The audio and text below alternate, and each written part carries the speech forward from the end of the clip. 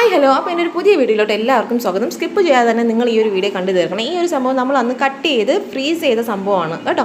അപ്പോൾ അത് എങ്ങനെയാണ് ചെയ്യേണ്ടതെന്നുള്ളത് എൻ്റെ യൂട്യൂബ് ചാനലുണ്ട്, കാണാത്തവർ ദയവായി പോയി കാണണേ.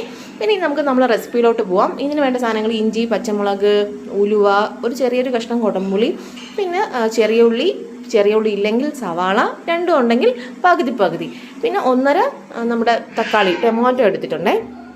ചട്ടി വെച്ചു, ചട്ടിയിലോട്ട് വെളിച്ചെണ്ണ വീഴ്ത്തി, ഇഞ്ചി, പച്ചമുളക്, അതിന് മുമ്പ് നമ്മൾ ഉലുവ ഇട്ടിട്ടുണ്ടായിരുന്നേ. ഉലുവ, ഇഞ്ചി, പച്ചമുളക്, പിന്നെ എന്താ ഇട്ടത്, വെളുത്തുള്ളി അല്ലേ. വെളുത്തുള്ളിയും കൂടെ ഇട്ട് നല്ലപോലെ നമുക്ക് മൊരിയിച്ചിട്ടെടുക്കാം കേട്ടോ. ഇതൊന്നും ഒരു ബ്രൗൺ കളറായി വരുമ്പോഴത്തേക്കും നമുക്ക് അതിലോട്ട് നമ്മുടെ സവാള, ഞാനിവിടെ സവാളയാണ് എടുത്തിട്ടുള്ളത് കേട്ടോ. നമുക്ക് ചെറിയ ഉള്ളി കിട്ടാനുള്ള വഴിയില്ല.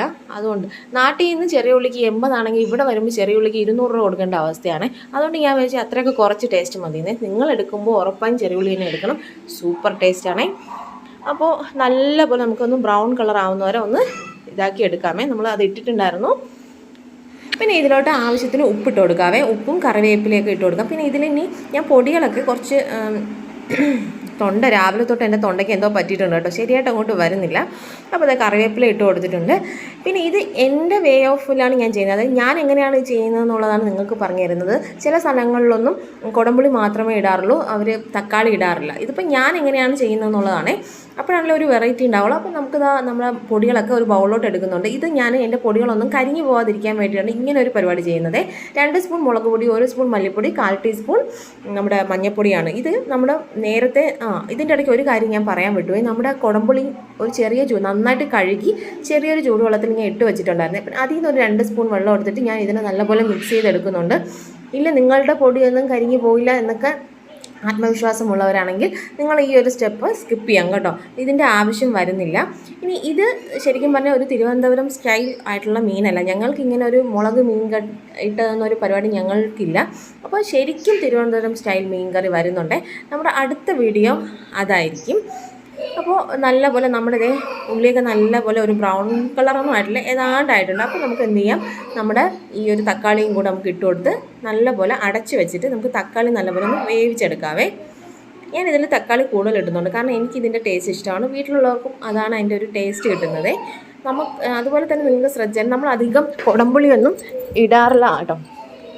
വേവിക്കാവേ. പിന്നെ ഇതിലോട്ട് നമ്മൾ മിക്സ് ചെയ്ത് വെച്ചിരുന്നില്ലേ നമ്മുടെ മുളക് പൊടി, മല്ലിപ്പൊടി, മഞ്ഞൾപ്പൊടി, ഇതിലോട്ട് നമുക്കൊരു 1/4 ടേബിൾ സ്പൂൺ ഉലുവയും കൂടെ ചേർക്കും കേട്ടോ. നല്ലൊരു മണവും നല്ലൊരു ടേസ്റ്റ് നമുക്ക് ഇതിൽ നിന്ന് കിട്ടും കേട്ടോ. പിന്നെ നിങ്ങളോട് ഒരു കാര്യം പറയാനുള്ളത്, നമ്മൾ എന്താണെന്നറിയില്ല, വാച്ചവറൊന്നും കൊടുക്കും. നമ്മൾ തിരുവനന്തപുരംകാർക്ക് ഇത്രയേ ഉള്ളൂ. ഞാൻ ഈ വീഡിയോയിലൊക്കെ തിരുവനന്തപുരം എന്നൊക്കെ പറഞ്ഞപ്പോൾ ഞാൻ വിചാരിച്ചു ഈശ്വര അടിച്ച് കയറി തിരുവനന്തപുരത്തുള്ളവരൊക്കെ കയറി വന്നോട്ടെ, എല്ലാവരും വരണം. എന്നാലും അപ്പം നിങ്ങൾ വിചാരിക്കും സബ്സ്ക്രൈബേഴ്സ് കൂടാനുള്ള വഴിയും വാച്ച് ടൈം കൂടാനുള്ള വഴിയാണ്. അങ്ങനെയാണ്, അത് തന്നെയാണ് സത്യം. എന്നാലും നിങ്ങളൊക്കെ ഒന്ന് അടിച്ച് കയറി വരും. അടുത്തൊരു വീഡിയോ അങ്ങനെ ചെയ്യാമെന്ന് വിചാരിച്ചപ്പോൾ അതിനുള്ളൊരു വകുപ്പ് നിങ്ങൾ ആരും ഉണ്ടാക്കുന്നില്ലേ. അതൊക്കെ അവിടെ നിൽക്കട്ടെ. നമ്മൾ അടുത്ത പരിപാടിയിലോട്ട് കിടക്കാം. നോക്കി നമ്മുടെ അരപ്പിൽ നമ്മൾ ഒരു അരപ്പ് മിക്സ് ചെയ്ത് വെച്ചിരുന്ന അരപ്പ് നമ്മുടെ തക്കാളിയിലോട്ട് നല്ലപോലെ ഇട്ട് മിക്സ് ചെയ്ത് നമ്മളെ തക്കാളിയിൽ നിന്ന് നല്ലപോലെ എണ്ണയൊക്കെ തെളിഞ്ഞ് വന്നിട്ടുണ്ട്. അതിന് ശേഷമാണ് നമ്മൾ ഈ ഒരു പരിപാടി ചെയ്തിട്ടുള്ളത്. മിക്സ് ഇതിലോട്ട് ആഡ് ചെയ്തിട്ടുള്ളത്. ഒന്നും നമ്മൾ വേസ്റ്റ് ചെയ്യത്തില്ല. ആ പാത്രം വരെ കഴുകി നമ്മൾ അതിലോട്ട് വീഴ്ത്തിയിട്ടുണ്ട്.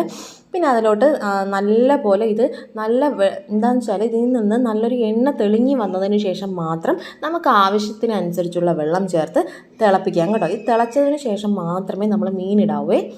അപ്പോൾ നല്ലപോലെ ഇതൊന്ന് തിളയ്ക്കാൻ വേണ്ടിയിട്ട് നമുക്കൊന്ന് അടച്ച് വെക്കാവേ.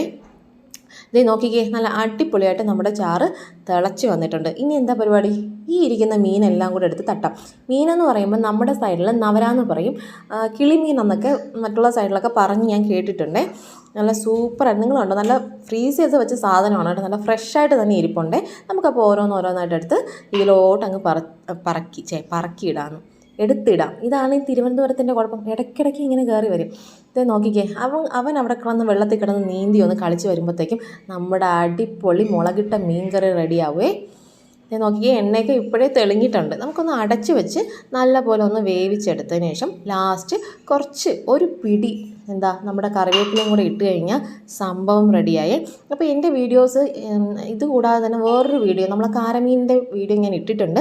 കാണാത്തവരില്ലെങ്കിൽ പോയി ആ ഒരു വീഡിയോസ് അല്ല എൻ്റെ എല്ലാ വീഡിയോസും ഒന്ന് കണ്ട് എന്നെ സപ്പോർട്ട് ചെയ്യണേ. അപ്പോൾ അടിച്ച് കയറി മക്കളെ എന്ന് പറയുമ്പോൾ എല്ലാവരും ഒന്ന് അടിച്ച് കയറി വന്ന് എന്നെ ഒന്ന് സപ്പോർട്ട് ചെയ്താൽ ഞാൻ പെട്ടെന്നൊന്ന് മുന്നോട്ട് പോയേനെ.